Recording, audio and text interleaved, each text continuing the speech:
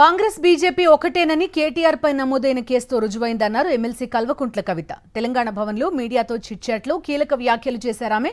రాష్ట్రంలో ఉన్నది కాంగ్రెస్ ప్రభుత్వమే కానీ నడుపుతున్నది మాత్రం బీజేపీ నేతలే అని వ్యాఖ్యానించారు.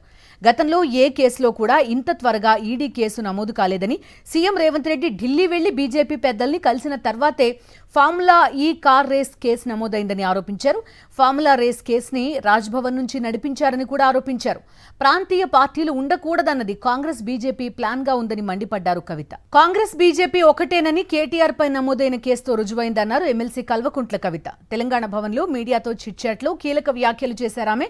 రాష్ట్రంలో ఉన్నది కాంగ్రెస్ ప్రభుత్వమే కానీ నడుపుతున్నది మాత్రం బీజేపీ నేతలే అని వ్యాఖ్యానించారు. గతంలో ఏ కేసులో కూడా ఇంత త్వరగా ఈడీ కేసు నమోదు కాలేదని, సీఎం రేవంత్ రెడ్డి ఢిల్లీ వెళ్లి బీజేపీ పెద్దల్ని కలిసిన తర్వాతే ఫార్ములా ఈ కార్ రేస్ కేసు నమోదైందని ఆరోపించారు.